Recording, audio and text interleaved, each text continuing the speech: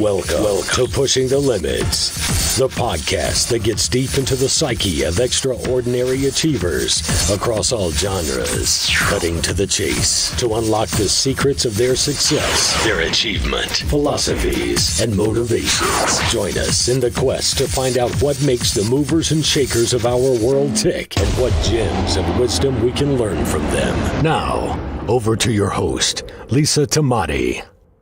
Well, welcome to the show, and today I have a very, very special guest for you, someone that I'm so pleased to have on my show, someone that has been my role model for over a decade and has had a huge influence in my life. We have on the show today ultramarathon runner Dean Karnazes, probably the most well-known ultramarathon runner on the planet.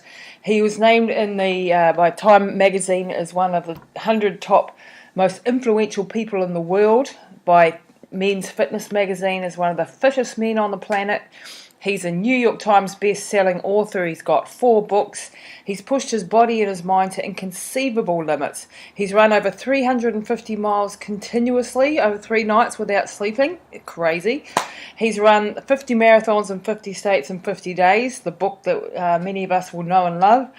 And he's been featured on 60 Minutes, The Late Show with David Letterman, CBS News, CNN, ESPN, Runner's World, Cover, you name it, he's done it. He's a philanthropist, and he's also an accomplished businessman who's worked with many Fortune 500 companies. He's a graduate of the McLaren School of Business and Management and has done graduate work at Stanford University. And he's uniquely able to demonstrate how the lessons from sport can be applied to business, something that I'm really, really interested in. So without further ado, welcome to the show, Dean Karnazes, all the way from San Francisco. No, you're not. So, Dean, the reason I've got you on the show today specifically is your new book, which has just hit down under, by the way. It's only a couple of weeks old down this end of the earth. The Road to Sparta. And this, I think, is your 4th book. Is that correct? My 4th book. You're right. Yep. And for me, I think this was the most in-depth book, and a book that's the best book in your series of books. It's something, guys, you have to go out there and get this book, Road to Sparta. It's an amazing journey that Dean undertook, and I will let him tell him in his words because, Dean, it's your story. So tell us a little bit about this book, and how long has it been out in the States? It's been out just about 6 months in the States, and you're right, it was recently released in Australia and New Zealand, and I think you're right as well. I think this is my best book. I think that it's my most personal book, but I think, though it is a story of an adventure of mine, I hope that any runner can appreciate it. I mean, the feedback I've gotten is that, this book is very empowering because you tell your story, but it's something every runner can relate to. So we live through this story. And we learned, I hope it's a bit educational as well. Oh, it's educational, and it mixes in so many things. It brings in the whole Greek, the history of that time. It brings in your Greek lineage, which is something, that I find fascinating from looking at your ancestry point of view. And it brings in your personal journey of running this race, to the Spartathlon. So it's everything mixed into one, and you're a real amazing storyteller for starters, and I really found this book on so many levels. This is a book that will appeal not only to runners and crazy ultramarathoners like we are. This is a book that will appeal to anybody who's interested in history, the history of Greece, the early days of our democracy, all of those sort of things. Dean, tell us why you came about to do this amazing journey that you've undertaken. Well, as I talk about it in the book, I'm 100% Greek, and I, started wondering about the origins of the marathon. I mean, a lot of us run marathons. Probably most of your audience has run a marathon or further, and I thought, how did the marathon come to be? Where did it begin? And the journey led me back 2,500 years ago to the ancient Battle of Marathon, which we've all heard the story of the foot herald, Phidippides or Phidippides, who supposedly ran from the battlefield of Marathon to the Acropolis to proclaim Greek victory, a marathon distance. He said, Niki, Niki, or victory, victory. We are victorious. And then we all know he famously dropped dead. And that. And but that's only part of the story. This is the funny thing, isn't it? We do these marathons these days, the 42.2 that's run all over the world. But actually, that was just his final piece of the story.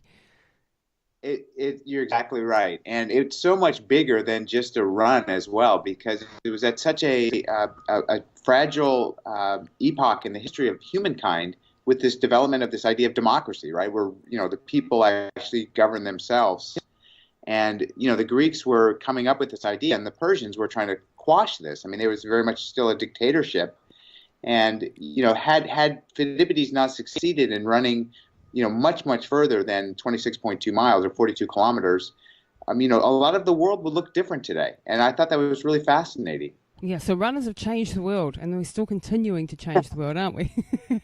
I agree. I couldn't agree more. I mean, history repeats itself, right?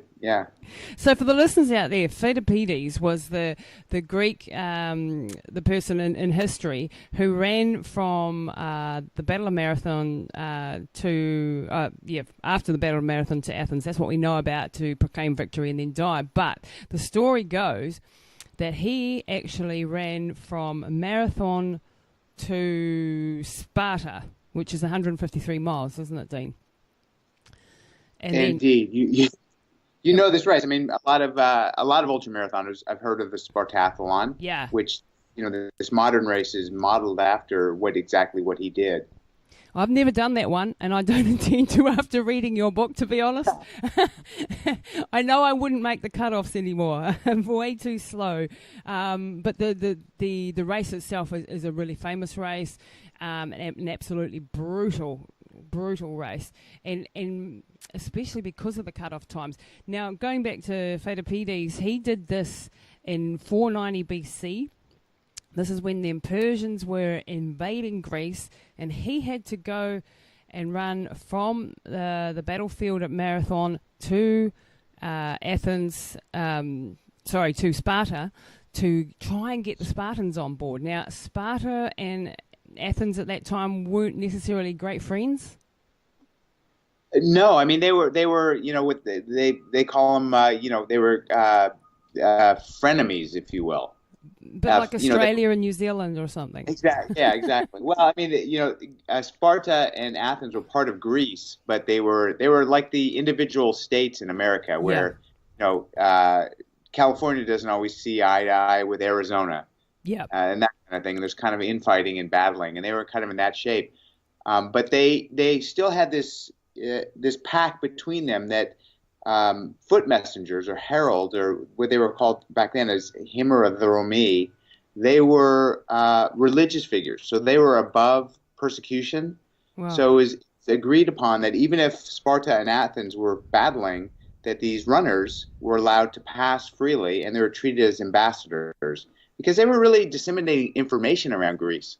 Wow. The Greeks found that in that that rocky southern terrain, that terrain of southern Greece, that a man could outrun a horse, and we know that now, right? I mean, I've outrun horses definitely before, and so they knew that if we have these trained runners and someone invades with their cavalry, we can send out runners to get to other locations quicker than the horses could. And get the messages, because now we've got internet, now we've got telephones, we've got all these sorts of things, and we can within seconds, like I'm talking to you. But back then, running on foot was the only way to get through to these places, wasn't it? It was the T1 connection. It was a faster internet, basically. It's a faster internet. So these guys were spiritual figures, and they were called the Hemerodromo. So that translates as day-long runner. And that's what you are nowadays, a day-long runner sending messages around the earth, pretty much, in our case, with ultra-marathoners of today. And we are descendant from these guys, if you like, or you directly, us not so directly, have the ability to go beyond what most people consider as possible. Back then, though, the Hemerodroma didn't have everything that we have. They didn't have the great clothing. They didn't have the food that we have access to, electrolytes, all of that sort of thing. How did they do it? After running the Spartathlon myself, I do not know. I mean, here I am running. Well, for one thing, I will let your listeners know that I did use those ancient foods. So one thing I wanted to try to do is accomplish this race, in the model of an ancient hemerodromos as much as I could. Yeah. So all I ate during this run was figs and olives and cured meat, and that something they call pastilli, which is a honey sesame paste, almost like a gel, if you will. Yep, that sounds good. Drink water. Yeah, I didn't use any electrolyte replenishment. I didn't use any electrolyte caps, salt caps, or anything like that. And that's how they did it back then. Those were the foods they had access to. And after running the Spartathlon, here I am running in modern running gear, padded footwear and so forth. It's inconceivable how someone 2,500 years ago, running in barefoot, with incredible. Direct access to food, possibly did this, because the race, as you said, is brutal, and it stays within the basically the historical record of Herodotus, certain milestones. So, like you said, you have to be at kilometer 80 within 9.5 hours, because there's a record saying, he was there. Phidippides was there in 9.5 hours. And that's a tough 80 clicks. Oh, yeah. And that's only the first 80. Then, then you got a couple hundred more. It's crazy. So it's demoralizing. Yeah. So it's an incredible race. Phidippides did this in 36 hours for those listening. So that was in an historical record. But from what I read in your book, this historical record was sort of glazed over as being, we just sent this hemerodroma guy off to do his day job, and run 36 hours to get to Sparta. As if that was, that's hardly worth mention. Well, he was like, that was their job. He was just doing his job. It was like a businessman today. I mean, this poor guy was just doing his job. And, the historians that recorded this, which again is thousands of years ago, they just kind of basically stated like, the guy did his job. He ran 153 miles and, got there the next day. And think he's running straight through the night. I mean, it's, what it's like running through the night in technical terrain over mountains with no headlamp. And I'm thinking, how does someone do this? Yeah.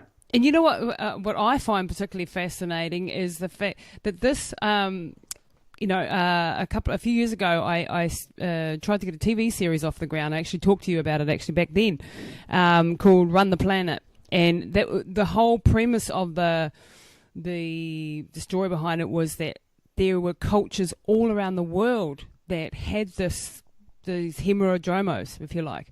They or people that ran from one village to the next. That we all did these amazing feats of endurance, and we uncovered in our research for that TV show all of these legends all around the world of amazing feats, and the whole premise behind the TV show was to reenact some of these as modern day ultramarathon runners.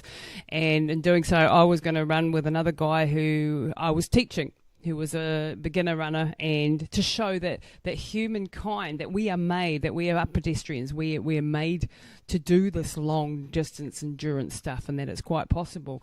And also to highlight the fact that, we might think we're the ultimate athletes today, but actually these guys did it a whole lot tougher, a whole lot harder than we could possibly imagine.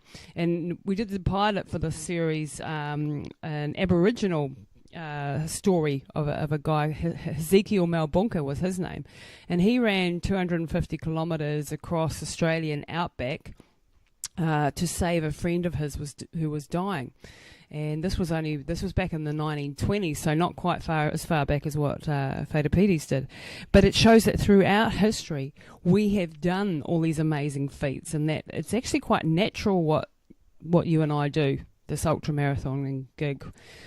Would you agree with that? Like, this is part of our history, part of our ancestry? Without a doubt. And, I would even, before I even get into that, I would say that I think you should re-pitch that series, because I really think you were just a bit ahead of your time. Quite possibly. I believe it's fascinating, and I believe the interest now is higher than ever. Well, maybe we'll get you on board again, Dean, and we'll make it happen this time. We got to get to the TV networks in America, and you know what that's like. It's we did do this one, the pilot for the series, and it was an incredible adventure. Unfortunately, the guy that I was running with, Chris, had a tetany seizure in the middle of the run and almost died, but that was great for the cameras. Good TV, yeah. Good TV. But we managed to save his life, and I managed to finish the run, and it was crazy. But the story of this unassuming Aboriginal man, and he ran 250 k's with no supplies, no water. He might have had shoes, we don't know. He knew that he was going to be faster than a horse, and that was the only way to save a friend of his who was dying. And what an incredible story! And he ran. Sorry. Yeah, that story itself is remarkable, and we could think of many other examples of these cultures. I mean, Born to Run, Chris McDougall's great book. Yep. He talked about the Tarahumara, the Rumi, in Mexico in the Copper Canyon. I've been down there and run with these folks. Wow. They're extraordinary athletes. That's another culture that you could have highlighted. I mean, there's all kinds. That was definitely on the list to do. We actually had Christopher McDougall down here recently, and I was on a panel with him on a writers' festival, and talking about his new book, and that was it's once again, it's incredible the amount of different cultures and different people who have done these crazy, amazing feats, and we are born to run, as Christopher McDougall says in his book, and I truly believe that. Do you, as an ultra marathon runner, when we both get told all the time that we're crazy, right? Why are we not crazy? Why, people look at us and go, why the hell would you put yourself through the tortures that you do? And it, let's be honest, it hurts at times badly. What do you think? What's the impetus behind that? Well, I mean, I always say there's magic in misery. I think that people find a deeper meaning in doing the sort of things we do. And I think it's not exclusive to us. It is perhaps that we push so far. But I mean, just yesterday I did a rock and roll half marathon in San Francisco. I was invited to run this half marathon in San Francisco with 10,000 people.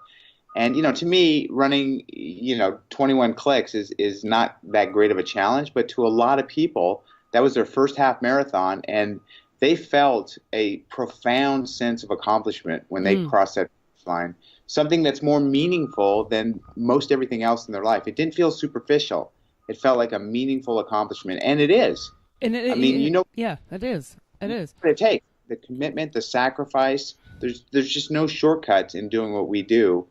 And I think that's a beautiful thing. I think that people are coming back to that more and more because of the way the world has turned and how everything is easy and push button. And people are seeking something deeper, and that's why I think we do it. Yeah, and I think for me, it's stripping back to who we are, reconnecting with the earth, with being outside, with pushing our limits, because we don't have to. We're no longer a hunter-gatherer culture. We don't have to fight for survival, at least not in the Western world. We're lucky enough that we have the comfort of living in lovely houses and driving our cars and all this sort of thing, but it doesn't fulfill us on a spiritual and a deeper level, I think. And this is why I think it's really important that we go back to basics, that we go back to what our ancestors always did, which was be outside in nature, connecting with nature and pushing your limits in nature. There's a quote in your book towards the end there that says, contentment comes from living through great discomfort, not from being comfortable. Something to that end. And I thought that is so true. I feel the most peaceful and quiet inside when I've pushed myself hard, when I've physically been through a tough time in nature. Would you agree with that? I can't agree more. I mean, I thought, I think we got it wrong in Western culture in that we thought if we were comfortable and content, we'd be happy. Yeah. And we're so comfortable, we're miserable. Yeah. And And we seek out all these other crazy mind-altering states, alcohol through to drugs, through to, all these compensating behaviors, I think is a really an outreach and a cry out for reconnecting with our bodies and our mind and our spirit and being connected to nature. I think a lot of these things come from a separation from Mother Nature. yeah, well, I mean, I think the sense of escapism is there in what we do as much as, a drug addict seeks escape or, an alcoholic does the same. We're trying to escape the same sort of, I don't know, the trappings of living in the society we now live in. Yep. So I think there's that element of escapism, and I think it's a good thing what we're doing. I think it's a healthy thing that what we're doing. You and I are blessed because we live in areas that have open access to lovely natural trails. When I travel around the United States and the world, a lot of city dwellers, they don't have that luxury. No. But I've noticed a real big trend, and I'm just calling it, a road to trail conversion, where a lot of traditional road runners are moving onto the trails, even if that's, a graded fire road, just some dirt through the middle of the city. People are gravitating toward that more than ever, just because of that connection with nature. And I sense it in you, and I know in myself that I'm more comfortable in nature than I am with people a lot of times. Oh yeah, definitely. Actually, that's one of the things in your book that you say you're an introvert. And when I first read that, I laughed because I thought, well, that can't be true because you're one of the most gregarious and friendly people I know. How can you be an introvert? And then I thought about it and I thought, well, actually, people would probably look at me and say the same thing, and I'm definitely an introvert, I need that time alone. I love running alone. I love being out in somewhere in nature, it doesn't matter where really, down the beach, in the trails, wherever, and actually having that alone time. I find that really cathartic and healing. And for me, it's quite an effort to be gregarious, but I know it's so important to be able to interact like that. So how can you say that you're an introvert, Dean? Because you're one of the most gregarious people I know. Well, there's a term. It's called an ambivert, and someone who's ambidextrous, can use both left or right hand. And an ambivert is someone who can flip the switch into kind of turning on the charm and the personality. And then when the interview's over, I'm going running, Lisa. Yeah, exactly. Yeah. You want to back down and hide and turn inward and reflect on things. And I think that's definitely a part of it, and isn't running such a healing way of doing that? It's such a cathartic process. I find if I've had a bad day at work or things are getting me down, I go for a run and the world's in a better place by the time I come back, or I'm in a better place. It's a way. I've been studying quite a lot lately, altered mind states and flow state and changing your whole thinking through everything from meditation to breathing techniques and of course running, and it is the quickest way for me to tap into flow is to go for a run, and no matter how bad the day was, I usually come home slightly happier in a slightly better place. Would you do that too? Yes, it alters your perception of reality in a great sort of way. And I meet so many runners. I probably meet more runners than anyone in the world, just because every single weekend I'm at an event, and be it an ultra marathon or even, like I said, a half marathon where there's 10,000 participants. And some people view running the way we do. It's almost an art form. I think there's a difference between racing and running. Racing, even when I'm running a 100-mile ultra through the mountains, you kind of lose sight of the trees a bit because you're racing. Yeah. So, you're looking at your splits, you're working with your crew, you're thinking about the next aid station, you're thinking about your place in the race, where if you just go for a 100-mile run in the wilderness, it's a different experience altogether. Yep. And I think that a lot of people are drawn to that latter experience, and that might just be in our daily runs. But a lot of people, they run they see running as kind of a chore, and they plug into their music and they want to just Get it over with. get the training over with. And that's a bit of a different reality, and I think it's a paradigm shift. I mean, we all have those. I mean, I have runs that are bad, like a bad run, if you like, or where I don't feel motivated to get out the door. It's not like we don't have motivation problems at times. I mean, it is hard sometimes to get out when it's cold and raining inside and you'd rather lie in bed and not get up. But it's that continual discipline too to get out there every day and to do it. I think is really, really important, and establishes so many standards within your life if you can overcome. Because what I find is that, like, for most of the people that I coach too, the first 20 minutes are always the hard part. Getting out the door is hard, isn't it? If you can get past that first 20 minutes, then it actually becomes quite pleasurable sometimes. Well, I mean, that is such a great thing you just said. I tell people that all the time. They're saying, I'm having a hard time motivating. How do I motivate? And I said, you know what? Just force yourself to lace up your shoes and step out your front door. That's the hardest part, is just get out that front door. Yep. And then just run slow for 5 minutes. Yeah. Run. Walk for the first 5. Yeah. Yep. I can't agree with you more. And, the other thing I use is a technique that psychologists call projection. Yep. And that is, I try to project how I feel after a run, because I think you'll agree, even the bad runs, there's never been a time that I felt worse after a run than before. Even if I have a really bad run, I still return feeling better than when I left on the run. And you never regret it, do you? I mean, the only thing I regret are the runs I never took. Exactly. Like everything in life, isn't it? Yeah. You only regret the things you didn't have a go at, the things that you didn't have a crack at. And that brings me to a theme that I'd like to touch on with you, because people see you and see success. They only see success. But I wanted to touch on the issue of failure. Have you failed in races? Have you failed at things in life? And if you have, how have you managed to get back up and back on the horse, so to speak? Oh, I've failed boldly, I tell people. I'm glad we're talking about this, because everyone seems to emphasize all the things I've done, but I've had some spectacular blow-ups as well.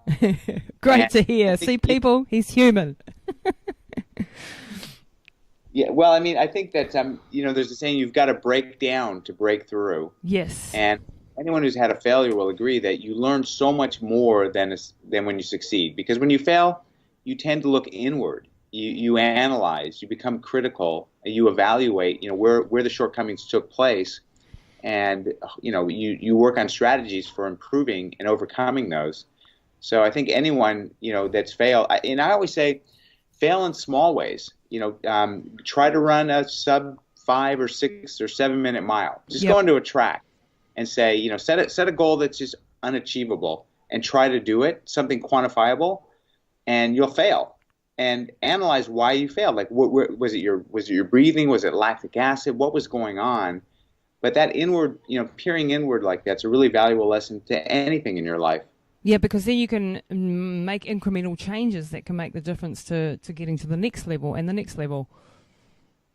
I think that, it takes courage. Let's be honest. It's scary.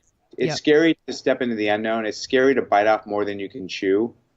It really is. And I think a lot of people, as Thoreau said, live in a state of quiet desperation. They never really challenge themselves, and they kind of just, move through life following the easy path. And it's just not that rewarding. Yeah, it's so true. But, I've failed spectacularly. Lately, one of the expeditions I did in the Himalayas, where I was trying to do a world record, the highest marathon ever done, starting on Kalapatar, which is a mountain on the side of Everest, if you like. And it was 1.5 years work, and I had sponsors coming out my ears, and I had a film crew and everything. And then I got all the way up there, 2 weeks walking into base camp, and then getting training, and then I got altitude sickness. I got a lung infection, and I couldn't even tie my shoelaces and get out the door. And I had to come home with this massive failure. But but the thing is, I learned from that, and yes, it hurt, and it was embarrassing, and you want to hide and lick your wounds for a while, but I don't regret it. I don't regret making the decision not to go either, because sometimes you've got to be sensible if you don't want to kill yourself.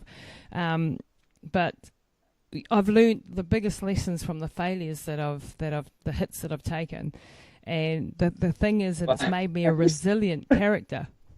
I'm laughing at I mean that is it's a big, very visible failure. Yeah, very visible. Obviously, that when most people hear that, they would just say, "Wow!" I mean, she was so courageous to even launch this. To even put this on on a sheet of paper to propose it to someone. I watched people that were struggling to come in within the 4-hour cutoff time to run a half marathon yesterday. Yeah. Yep. And people failed. People failed on that half marathon, and they're not anywhere in the physical shape that we are. But I'm sure they felt that failure. A lot of them were fun. They did it for charity, and they couldn't make the cutoff. Yep. And this is 4 hours for a half marathon, which you and I think, boy, that's that's a whole different level of failure than what you're describing. But it is also a failure. It's a similar. Yeah. And it cuts deep. I mean, I remember my very first 10K run I failed. Back in my early 20s was. I got passed by a grandmother who was in her 70s and 20 kilos overweight, and here was me having an asthma attack at 5Ks and going, what the hell? Luckily, I didn't stop there because we wouldn't have done what I have done. But what I find is that I've never had any talents. I've never had any speed. I can only dream of running at the speeds that you run at. You have a whole lot more talent, but it doesn't really matter, does it? It's talent versus determination. Give me someone who's determined any day, and I'll turn them into an athlete. Whereas the talented person may or may not get there if they haven't learnt resilience along the way. And what I love about ultramarathon running is that it isn't about the speed, and that the last person over the line is often celebrated more than the first person, isn't it? Well, it's so true, and you've been to a lot of ultra marathons as I have, and if you look around the starting line at some of these, you see people that do not look like they're in the greatest shape, and you wonder, how is this person possibly going to run a 50-kilometer race or a 100-kilometer race? But you learn their mindset is just like nails. I mean, it's more run with their mind than their body. And the resolve and grittiness and resolution with these folks is so incredibly inspirational to me. So a lot of times I cross a finish line and I'll go back on the course and just even walk with someone for a while. And they're awesome. Amazing. They're absolutely amazing. Yeah, and then they are the heroes because they're out there for twice as long, doing it twice as hard. And this is what astounds me: the grit and determination that I see. I mean, I've got a race that I co-own down here, the Northburn 100.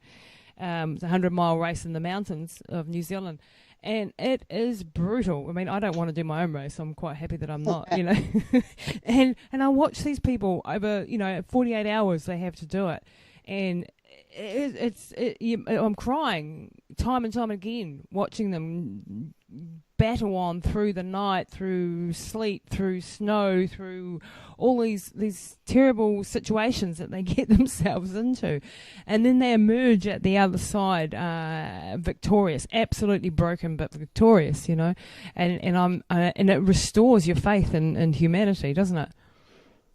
It absolutely does. And, for people that say, well, why would you do that? They just don't get it. I mean, no. They would listen to this conversation and just think these people are, nutter, as you guys say. They're crazy. Yeah. Yeah, but that, I think, is when people say to me crazy, I interpret that to mean I can't imagine doing what you do, and actually I think that's amazing, and that's how I interpret what they're really saying to me. I think they're saying, I wish I could do that. I wish I had the discipline, the determination to do that. I mean, even in my own family, my brother looks at me and goes, why? You know? And yet he'll go out surfing in 10, 15-foot waves. And I'm going, why? You know? So each to his own. We've all got our own set of craziness. But coming back now to the book and the story, let's walk through. Why did you? So you're Greek. We all know that you have a Greek heritage, but you weren't brought up in Greece. You didn't really have that super strong connection with Greece until recently. Tell us about that journey. Well, I think as we get older, I'll speak for myself maybe, but I think we're more interested in where we came from. Yeah. I think that's central to almost every person. If you look at things like Ancestry.com, the growth of the popularity of that, I wanted to learn where I came from, who were my people, and so I thought the only way to do this is to really explore. So I started interviewing people. I started looking around. I actually did. There's a test called 23andMe. Yep. It's a chromosome where you basically spit into a test tube, and it tells you you genetically where you came from. That was fascinating to do. And I think that that journey on finding my identity, finding where I came from and who I was, is something that's universal. Yeah. But I am Greek, as you said, and the Greeks were, the Greek culture, the Greeks, well, the poor Greek culture now is just demoralized and in ruins. I don't think that our heyday was 2,500 years ago. Yeah. There's no taking that back. I mean, that's part of our heritage. The golden era, yeah, of Greece. And that's where a lot of so much of the thinking so much of our lives today is still based around that period. So I found the whole journey into history very fascinating. And also, I'm not a historian, so I thought it was a great challenge, just like running a new race or a longer race, was to work with a professor from Cambridge, Dr. Paul Cartledge, who's one of the foremost authorities on ancient Greek culture, and really learn the story and look into the historical documents and kind of analyze the way a historian goes about piecing together the past. And so that was a fascinating journey as well, and something that I think even non-runners can relate to very closely. Yeah, absolutely. I mean, I'm of Māori descent, and I love looking into the stories of Māori human endurance feats, and we have a whole lot of crazy, amazing feats where warriors have run from one end of the country to the other. And in my tribe, actually, trying to get back home to stop an invading force. There's a story of my tribe. They were down in the Wellington area, which is about 5 hours car drive from here, and they had to get back because the Waikato tribes were invading, and they knew that so they had to run. And this was quite a common thing that they did. They ran home as a troop, and along the way, other tribes provided the food for them, but like the pit stops we have in ultra marathons, and they jogged back home to get home and fight. And this is the sort of thing that was going on throughout history, and of course, the Greeks were known for the marathon and starting the Olympics and all of these great things. I bet that chromosome test, going back to that you did, did it say that you were a direct descendant of Phaedopedes? You come from actually that same area, don't you? The very same area, yeah. And it's funny because I write this in the book. You go to this area and there are people that look like they're Olympic athletes, and they're not athletes. I mean, they just chase goats in the hills all day, and they walk around all day. These old people are in incredible physical shape. Yeah. Much more so than the younger generation. And you think, wow, I can see they're descendants of runners. I mean, they look like they were born to run. I mean, they look like part mountain goat. Yeah, even if they're older and perhaps overweight, they've still got the strong legs, the strong musculature, and have come through the school of hard knocks. They have that hard mind. Yeah, no, you're absolutely right. So I didn't realize you were part Maori. Yes, definitely proud of it. My tribe is Te Aotearoa and Ngāti Raukawa. So yeah, my father is Māori and my mother is of European descent. So I've got the best of both worlds, being a bit of a mixture, or a confused.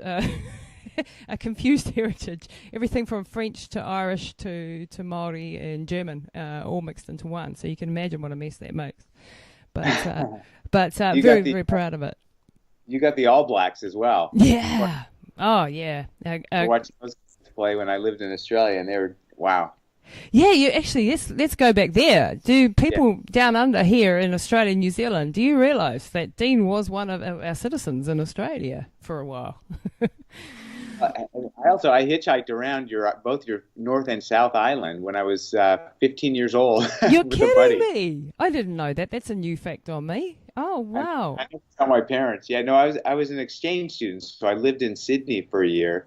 Because I'm from Southern California, but while I was there, one of my friends in school was a Kiwi, so we flew to New Zealand and hitchhiked. We stayed with his family a couple nights, but we hitchhiked around. It's like, yeah. Oh, what did you think of our beautiful country? Oh, I've been back a few times. I mean, it's God's land. I don't tell a lot of people because I don't want, Yeah, I don't want keep it secret. Yeah, and the people I think make the place. I mean. Yeah, it's. I think we're lucky. We're lucky. We have the best of, the best landscape, and we're not a big country, and we don't have a huge population. And I think that and we're at the end of the world, so we're lucky in a number of ways. It makes other things harder, but certainly. And we would love to see you back down here shortly, eh? We've got to get your book promoted down here. You have a couch? I've got a couch anytime, Dean. Yeah, you come and stay. I don't know if I'll go running with you. I might take the bike alongside you.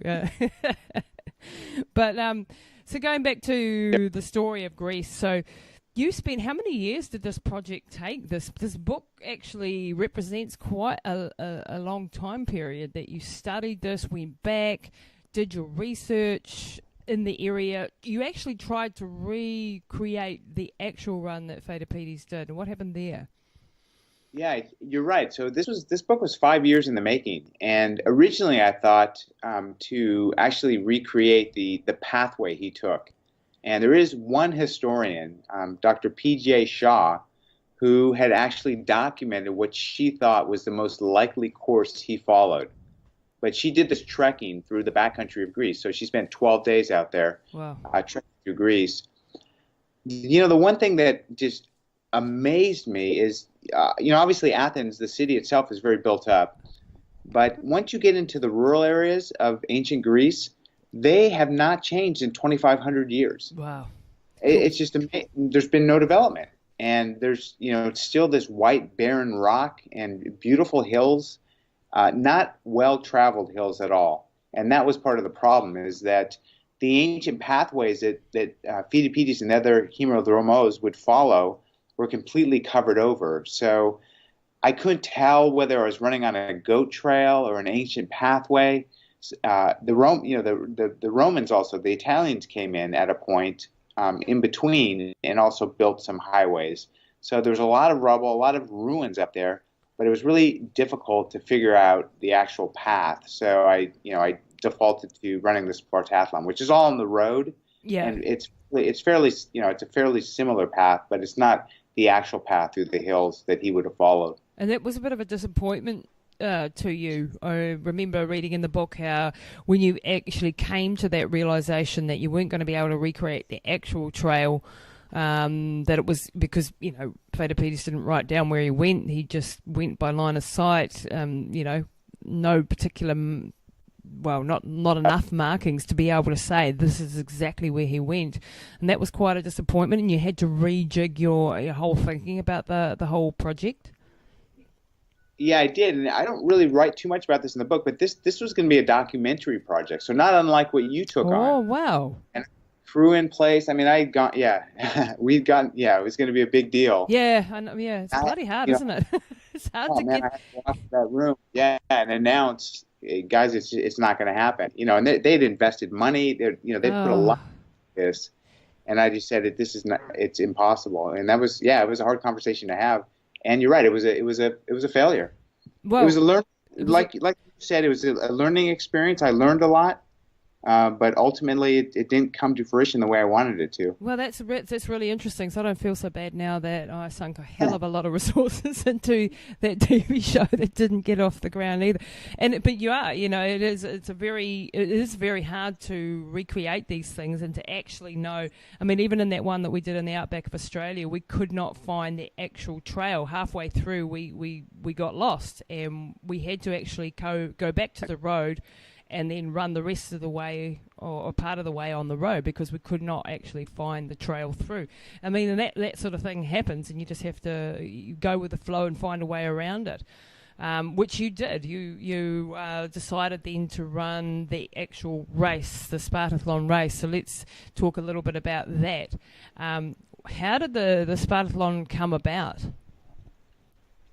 Well, for your listeners, I mean, the Spartathlon is an annual race. It was started back in the 80s by a gentleman that was in the British military, and he was a runner, and he was also a history buff.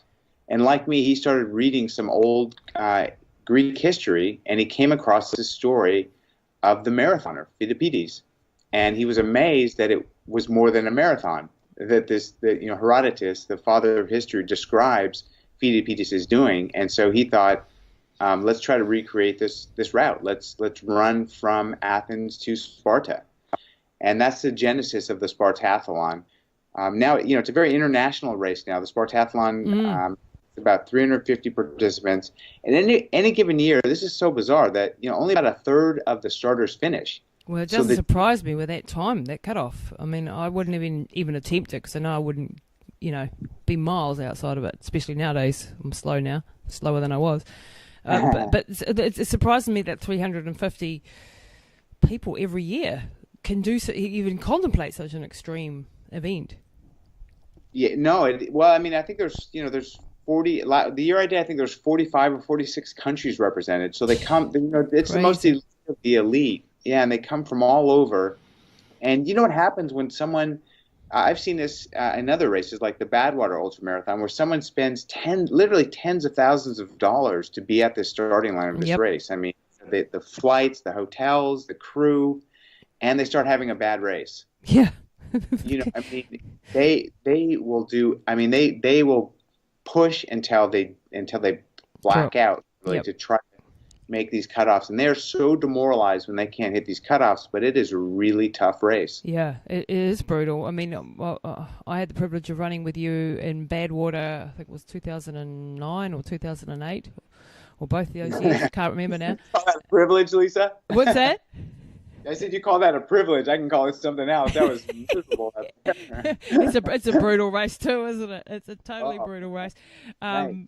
But hey, to be on the start line with people like you and David Goggins, and I remember being completely awestruck. In fact, the first time I met you was in Lone Pine in the restaurant there, and I turned around and you were on the table, and I nearly spat my food out for having a heart attack. Oh my God, there's Dean Karnazes, and it was just like, he's just there with the crew doing his thing, and I was just like totally starstruck, and my crew were just like, oh my God, like little groupies going, oh, do you think we can have a photo, and it's a prized possession, one of the photos I've got with you there, and to be on the start line. I mean, for me, that did cost a lot of money, and it was actually the culmination of 15 years of hard work to get to the start line in Badwater for me, as far as getting enough experience, qualifying, and getting enough money to take a crew over and do the whole shebang. And that's why I did it 2 years in a row, because I thought, well, once I've done it once, I probably can repeat the process and do it again. And that was a life-changing experience for me, that race, or both of those races. And I'm jealous of you guys, because it's just literally down the road, isn't it? You can just hop down. Then you've done it 10 times. Yeah, I mean, it is much. I mean, it's a little bit further down the road, but it is much easier for someone who lives in the area to pull together that to be at that race start. Of course, you still got to qualify. Yeah, that's blimmin' hard. I'll tell you what, I really encourage you, and I encourage any of the listeners that are ultra marathoners that are considering the Spartathlon, not to let this conversation discourage you from trying, because it is the most phenomenal ultra, and I've done ultra marathons all around the world, as you know. It's just so different than any other race you'll ever do. Yep. And the one I think truly stunning thing is if you have the good fortune of finishing the race, there's no finish line. Most races have a big finishing chute, right, where you run up, you shoot. But what you do for the Spartathlon is in the main square of Sparta, there's a towering bronze statue of King Leonidas. So if you've ever seen the movie 300, yep, this is Sparta. That's Leonidas. He was the leader of them, wasn't he? Of those famous 300. Yep. Come back with your shield or on your shield. But crazy. You run up to this statue and you reach up and you touch his feet, and that's when the clock stops for your race. Wow. So I stood there just transfixed. I mean, it brought me to tears when I touched his feet. Every single person I saw touch his feet, it melts you in a way. It's such a powerful moment. Yeah, because their story is so powerful of Sparta. The what was it? The Battle of, I can't pronounce it. This was after the Battle of Marathon, wasn't it? About 10 years later, when the Persians came back again, and that's where the movie, Sparta 300, comes from. Yeah. Thermopylae. Yeah, that's the one. That's the one. I can't say it. and you've been to hell to get there. I mean, you've just run 153 miles, and you did it on ancient foods. I mean, that must have been an interesting undertaking. No electrolytes. How the hell do you run 153 miles with no electrolytes without dying?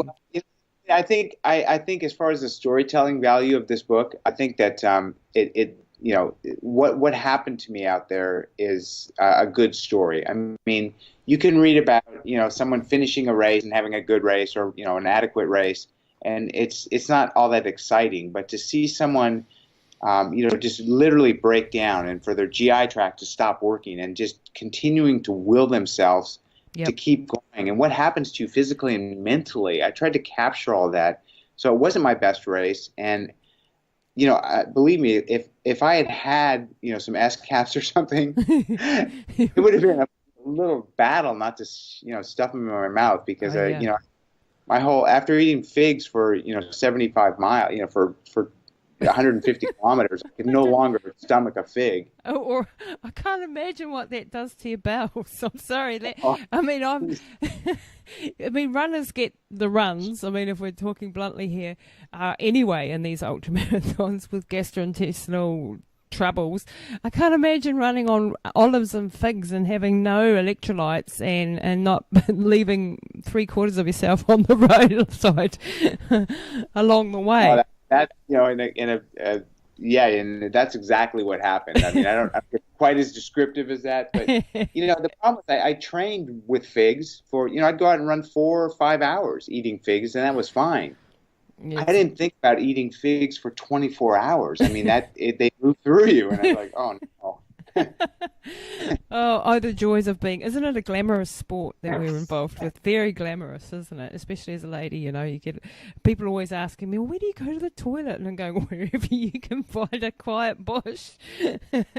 There's no one running. Sport. Yeah. There's no. And this is the other thing, people have this picture of Dean Karnazes being the super human athlete, which you are, but at the same time, you'll be going through hell just like the rest of the runners out there, with everything from that sort of a problem through to hallucinations. And there was one story in the book that we touch on about your out-of-body experience, or your perceived out-of-body experience. Tell us a little bit about that and how that came about. Yeah, well, I mean, this is after about 30 hours of running, and this is after, when you get the trots like that, when things start, it whacks out your whole body. Your electrolytes are out of balance. Everything is a bit askew, including your mental acuity. And as I was running, I saw what appeared to be, think of a stick figure, like almost like a praying mantis figure, running on the ground. So I'm looking at this thing thinking, is it a bug running? What is this little thing moving along? Crazy. And then, yeah, I'm focusing, and all of a sudden, it comes into my mind, this clarity. Oh my God, that's me. I'm looking down upon myself, Wow. running up in the air, like as though I was in a hot air balloon or in a helicopter hovering above. That's scary, Dean. Is that close to kicking the bucket, do you think? I mean, that is exactly what I thought. I thought maybe this is exactly how you feel before you die. Yeah. But Yeah. I mean, I tried to capture this in the book. I mean, I just had this mindset where I'm either going to finish this race or I don't know what's going to happen. I mean, I know Try.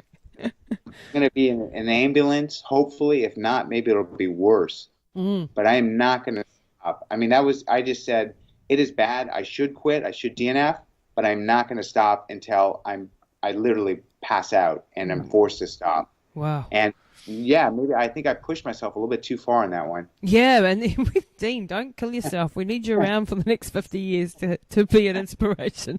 You got to keep these things in a little bit of perspective here. Because, that could well be. I mean, we've all had hallucinations. Lots of ultramarathon runners have hallucinations. And like you say, your brain does some pretty weird things when it hasn't got enough sugar, when it's totally fatigued with sleep deprivation. One of my favourite or very common hallucinations for some reason, goodness knows why, giant penguins, those big penguins that you get in the Antarctic. They're always on the side of the road clapping me along with their flippers. It's really weird, but they pop up all over the world. They've followed me in all sorts of places. I don't know whether it's something to do with longing for ice and cool when you're in these hot desert climates, but the penguins have been in Death Valley and the penguins have been in the Sahara for me, but I haven't had that out of body experience. I'm definitely not keen to go there. Yeah, that was about that's the only time it's happened to me ever. And yeah, you're right. I don't think it's good to go there. No, definitely not. And pushing yourself to, isn't it amazing when you've set yourself a massive goal like this, and you've invested so much into the preparation. It's not like you can just it's a local city marathon where you can just turn around and go home. It's a huge thing to give up, and so you push yourself into these grey areas of you can die out there, especially when you've not taking electrolytes. Do you ever think about what you were doing to your body when you're in these sort of situations? I think like you go into it as prepared as you can be. So you train like crazy. You think you're ready physically, mentally, and physically as best you can be, and then you just throw yourself into it, and you deal with adversity as it comes. I have to say there have been a couple 100-mile races where I'm like, wow, that was I trained 100 miles and that wasn't so bad. But most often, it's more traumatic than that. Yeah, there's always something going down. Yeah, when you get to those longer distances, and I think that's really where the learnings come from, right? You learn about yourself a lot because when you hit those sort of kind of those milestones that are going to stop you, how do you get through it? And what do you say mentally? And you're a visible figure. I'm a visible figure. So things have kind of changed with my racing. Like when I have a bad race, everybody knows. Everyone knows. Yeah, and and to me, it's a very personal experience. I mean, I don't know. It's almost, I don't know. It's kind of bizarre in racing sometimes in that regard. How do you cope with that actually? Yeah, because I find it. What I admire about you is that you go on to any race, anywhere, at any time, and you'll just run. You don't care whether you're winning or because there is a certain expectation and a certain pressure. Oh, that's Karnazes. Oh, he's going to win this race, and that is actually not necessarily true. In fact, there are faster, better runners out there. In that sense of the word, how do you cope with that pressure of that expectation? I've found that quite hard, and I've actually stopped doing local races because of it. I don't, I want to be able to just go and run. I don't want to be, that's so and so, and she should be. Oh, look, I'm beating her. How do you deal with that pressure? it's a weird dynamic, and I don't know if I don't you know what, I just figured you love to run. People don't know what you've done in the last week. No, I mean, what hell are you going through? Like even this, yeah. I mean, even this half marathon I ran. I'm running toward the finish, and people recognize me, and people are trying to out sprint me to the finish of the marathon. And I'm thinking, wow, this is like, this is what they do for a living. They're half marathoners. I'm thinking the weekend before that I ran a 100-mile race. Next weekend I had a 50-mile. I'm like, I'm half dead running. Not fully recovered. But you're absolutely right. And it's something I find, isn't it? It is hard. You're right. And I don't want to stop doing local races, even though I'm not going to win local races. I don't want that magic to go away. So I just throw myself into it. So you just, leave the ego at the door and go, I just want to enjoy the race and be here. That's the other thing that I wanted to ask you about was, I mean, if you read this book, like in the build up to the Spartathlon itself, the commitments that you had going up, the interviews, the travel, the expectations, the constant barrage. I mean, even like, being on my interview, and this is why I appreciate it so much. I know how many people are asking you for this. I know that these constant demands are on you. How the heck do you stay such a humanitarian and someone that, like, even at the finish line of the Spartathlon, when you really need a moment with King Leonidas' statue and you just sit there and cry for a minute and you're just being torn here and there and come and do this interview and meet so-and-so and everybody's pulling you. How do you retain your composure in those circumstances when you just want to tell everybody, actually, just bugger off, I need a moment? Well, I think that I'm a good drunk, if you will. And, I use the analogy because, I mean, you go drinking with someone and you see who they really are, right? Yeah. They're either really fun and happy and like, this is a great guy, or oh my God, this person's a complete asshole. Wow, look at this side of them. Thankfully, I think that my demeanor is just how I am as a human being. Wow. And you're right. I mean, I tried to give readers a glimpse of my weird life in reading this and how bizarre it is to be running in the middle of a race and have people stopping for, selfies and with books, and they want me to sign them. Yes. It's a bizarre life I live. And I didn't want it to be this way. I mean, it just became this way. And, to the point, thankfully, I think I'm a good human at heart, and so it just comes through in these moments where I'm just, completely exhausted, and people are asking more of me. Yeah, I mean, you're a better person than I am. I mean, I've had moments where I've not been able to cope. I remember running through New Zealand, and I had people coming out, and that was actually inspired by your 50 days and 50 marathons. So I ran the length of the country for charity, and I had all these plans, and people could come out and run with me, but I didn't count on, and I should have known, but the exhaustion would be so all-encompassing that when people came out, I just didn't want to know. They come out, they're fresh, they're going to run 5Ks with you, and you're running, 70-odd Ks a day, and you're absolutely toast. And I wasn't able always to lift my spirits and to give them what they were seeking in that 5Ks with me. For them, it was a special event, and for me, I sometimes didn't rise to the occasion, and I always felt bad about that. But blimmin' heck, it's hard. I take my hat off to you that you deal with that all the time, and that graciousness. I hope to live up to that in the future, because it is a real a massive draw on your energy and resources when all you want to do is run along and keep crying. Someone's coming along and inspire me. Sign my book and inspire me. But I mean, Lisa, let's keep this in perspective. I mean, there's probably a dozen people, that can relate to what you just said. You and I have had a shared experience, but and I know other runners that have said the same thing. And this is how I feel in a lot of these group events I do, where I'm running, for multiple days on end, and people are joining for short distances. They want to run, they're fresh, they want to talk, they want to run at a faster pace. You're all you want to do is just shut down and be in your own head and just focus on, your gig. And you've got to give, you've got to give someone, you got to just be pleasant.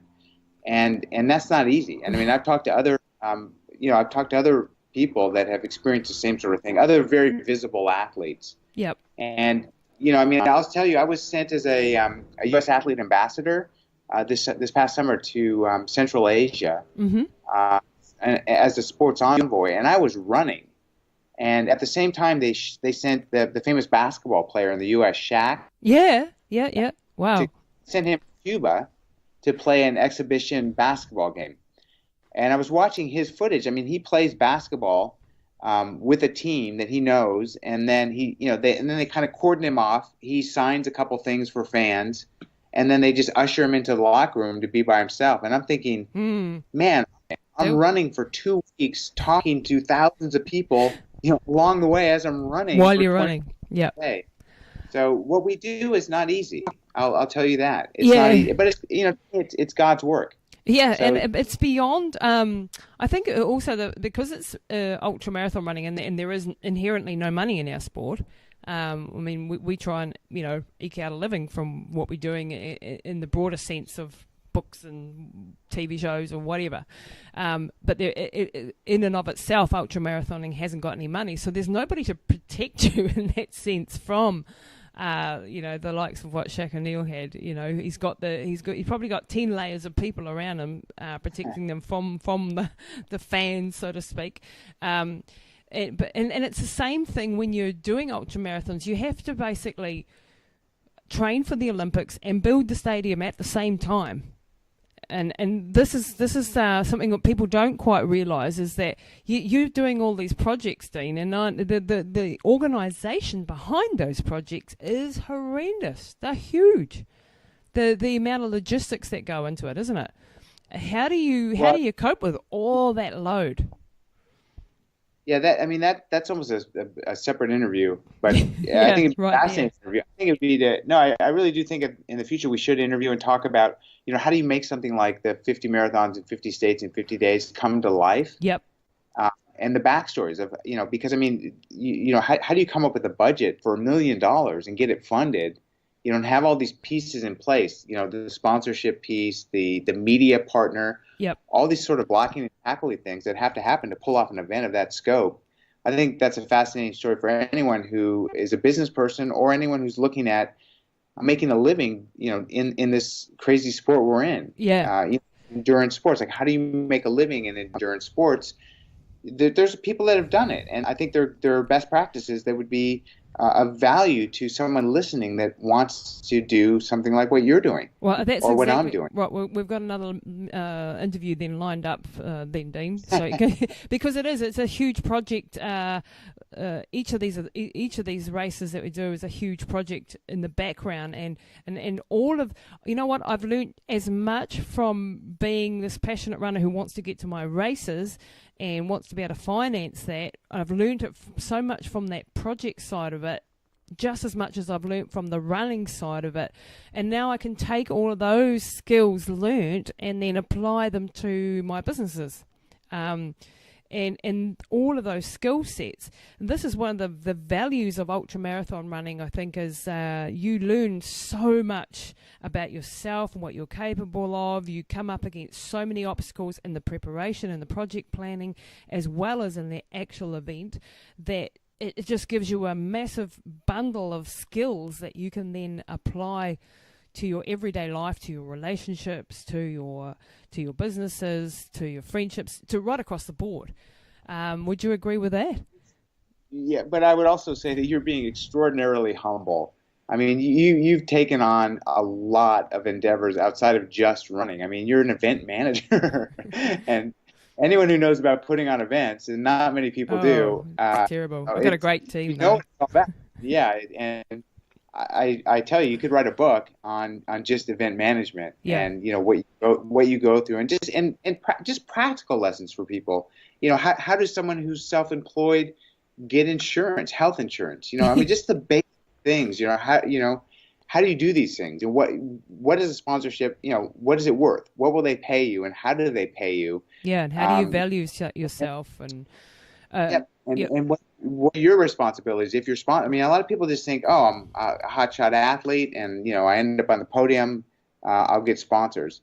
But it's No. it's more than that. It's a whole lot more than that. And I think it'd be really good fodder for people to hear these stories and learn these lessons. Oh, absolutely. We've got I've got you back. I'll get you back on another show. That's fantastic for me.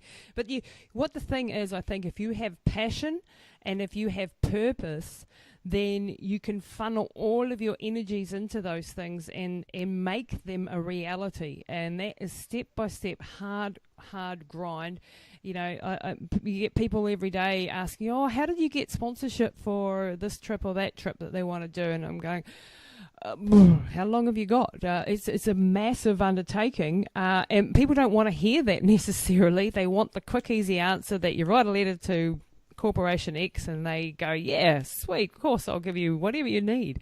But it isn't like that. And even I imagine for athletes of your caliber and your worldwide fame, it still wouldn't be as easy as people think it is. Would that be a correct assumption? Well, I think it takes more business skills that people are unaware that you have to acquire as an athlete. I think a lot of people think that you run and you just take care of yourself. You show up at the race, you perform well, and that's it. But it takes a lot of other skills, as you mentioned, beyond just running. Business skills, practical business skills. Yeah, and I think you've done so much for our sport in doing what you have with ultramarathon running. You've really given us a bit of a guiding light to how you can follow your dreams and your destiny and make things happen. And we live in a day and age now where technology is enabling us to do all sorts of creative things to make things happen.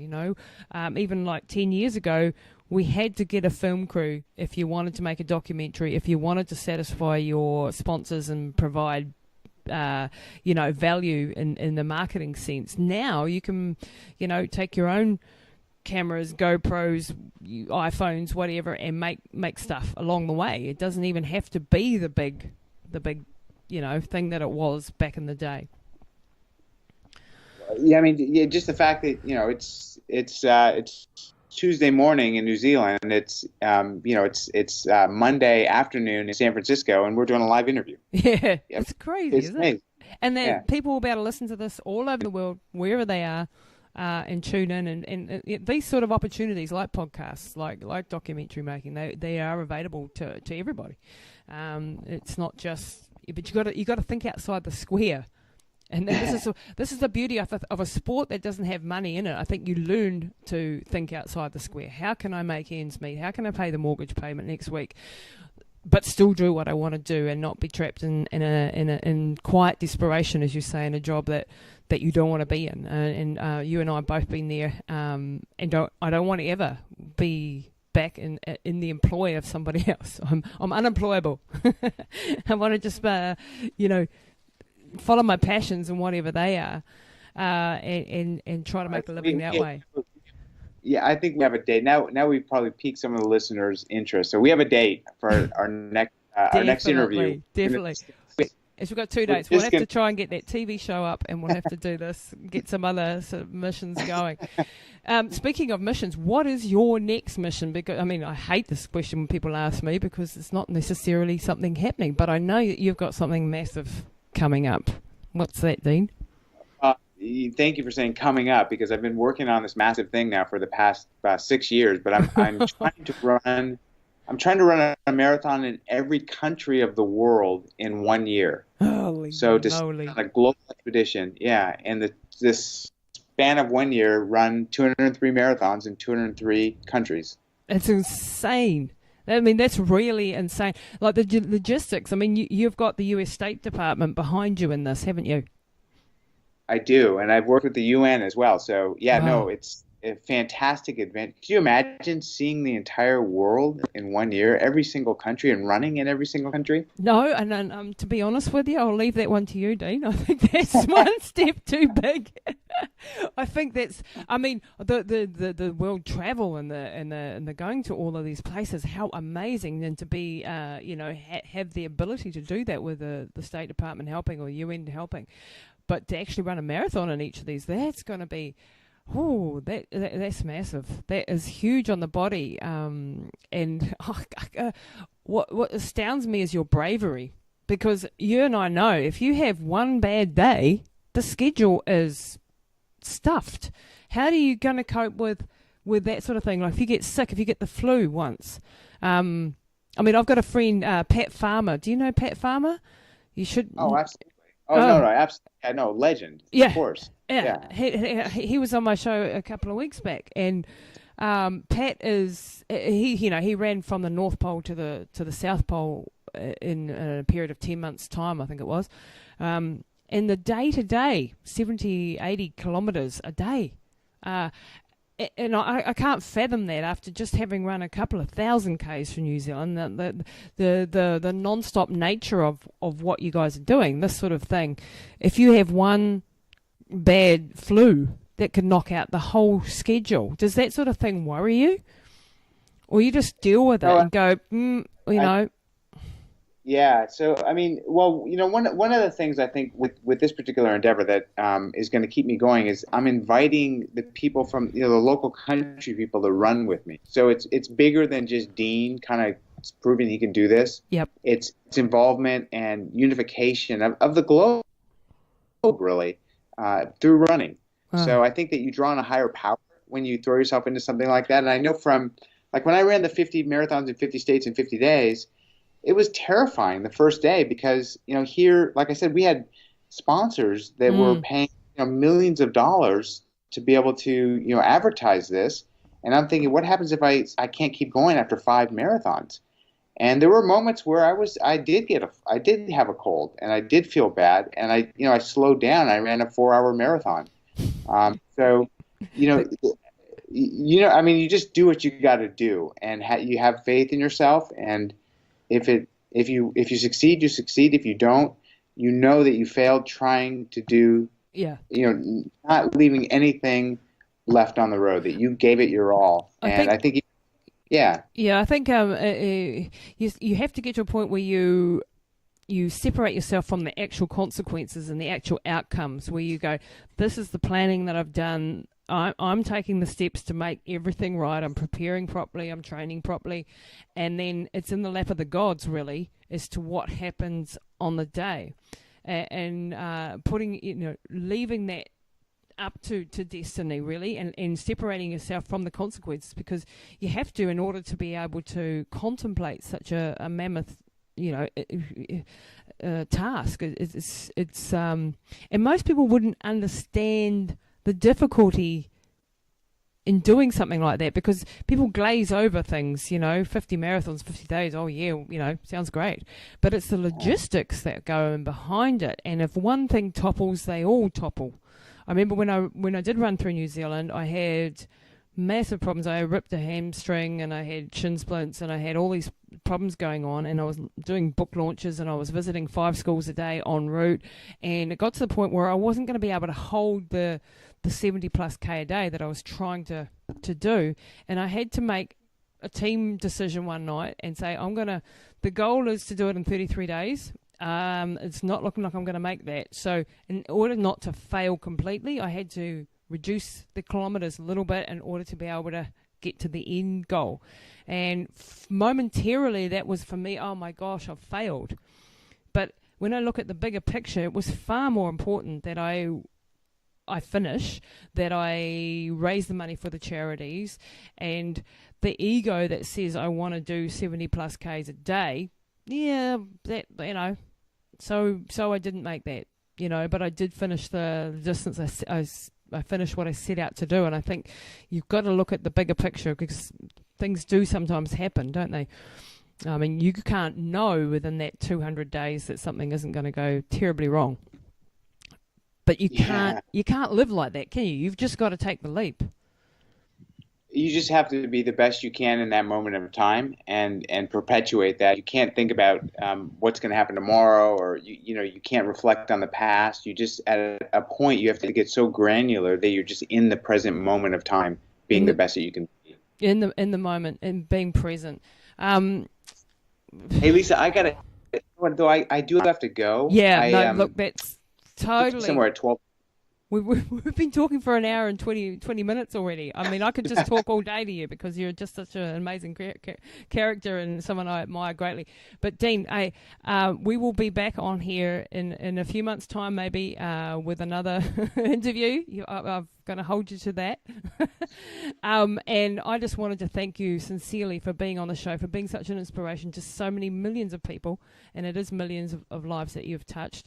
And please keep doing the work that you're doing, because we're following in behind and going, yep, it's making us push a little bit harder as well. Well, for me, it's really a pleasure to speak with you sincerely, because there, as you know, there are a few people that have shared experiences that we have. Yeah. And you can't tell someone what it feels like to have, a fresh person come up to you and want to run 5K with you and be chatty, when you're just dying. You're dying. People, they can't relate to that. I don't tell people that, because no one's had such an experience, but you've had that experience. Yeah. So it's, on a personal level, it's been very good for me as well. So I really appreciate it. Oh, look, it's absolutely fantastic. And I can't wait to hear about this next project, how that unfolds, and to keep learning. And is there a last gem of wisdom that you want to share with the people, apart from go and get this book, people, Road to Sparta? You have to read this book. But what last gem of wisdom would you like to leave with the listeners? Wow. So, I mean, there's a lot of quotes in the book that I just love. But there's something that I like. I mean, I paraphrase it as, you don't have to go fast, you just have to go. And it's from a quote that says, be not afraid of going slowly, be afraid only of standing still. Oh, that's brilliant. Yeah.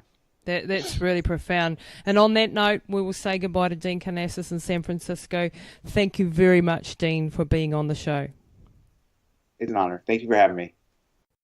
That's it for this episode of Pushing the Limits with your host, Lisa Tamati. Please don't forget to rate, review, and subscribe, and share all this goodness with your networks so we can impact more lives with positive insights and inspiring conversations. And check us out online at www.lisatamati.co.nz. That's it for this episode of Pushing the Limits with your host, Lisa Tamati. Please don't forget to rate, review, and subscribe, and share all this goodness with your networks so we can impact more lives with positive insights and inspiring conversations. And check us out online at www.lisatamati.co.nz.